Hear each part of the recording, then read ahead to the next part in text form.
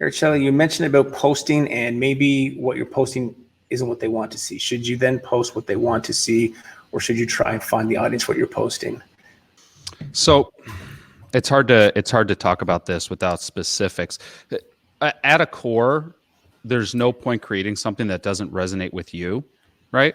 So you have to love what you're doing, because if you're just doing something that you're not really enjoying, it's not going to last that long. Okay. I can actually, for one sec, James, I'll give you some specifics from last week speaking with Araceli.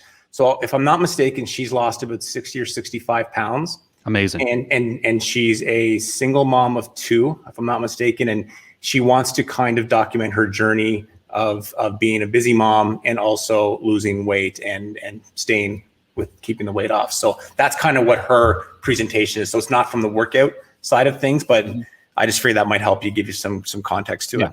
So if you're going out, Araceli, and you're starting to share your story and kind of your journey and document this process along the way, you might not know the elements of your story that your audience is grafting onto yet.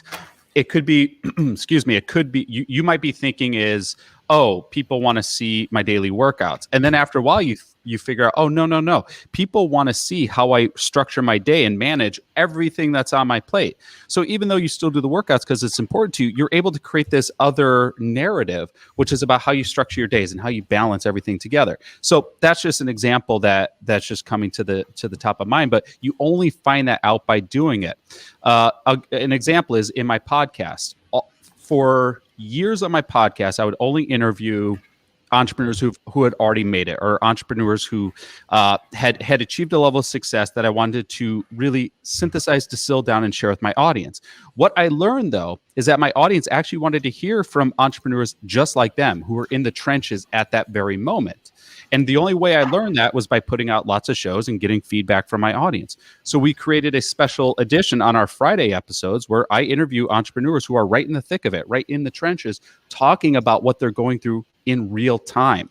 And those became some of our most popular episodes. I would not have had that idea had I not started releasing the other content. Now, we still do both, but we test and we look to see what's resonating with our audience, what's working well over time.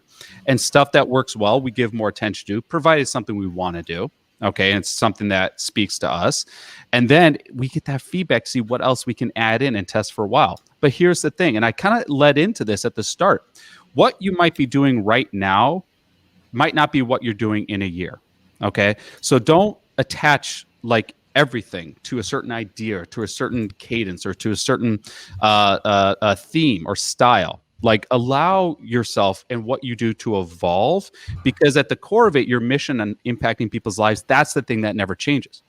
Just the message or the manner of which you try to do it, that may evolve over time. My opinion is the same.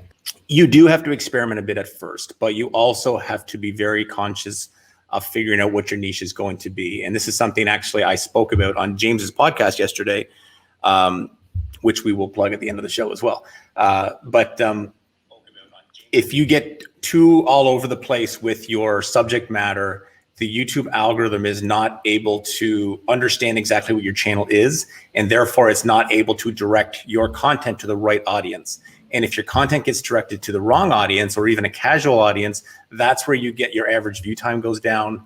And that's where your click-through rates go down, because people will bypass your thumbnails on the YouTube feed because they're not interested in it. And YouTube, the algorithm itself, which is a robot, cannot figure out exactly where to send your content to. Whereas again, with this channel here, it's pretty dominant and specific. If you look around in the videos in this channel, that this is about growing a YouTube fitness channel. If you go to my workout channel, that's where all my workouts are. I didn't mix these two channels because I knew that it would confuse the algorithm, and it made it a little bit harder having to build up a second channel.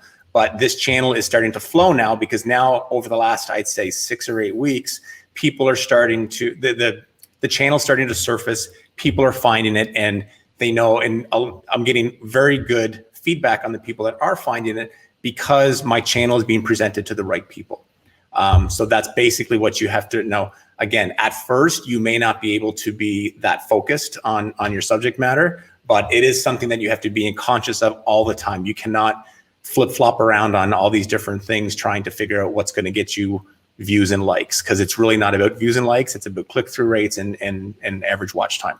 That's what's going to make you grow.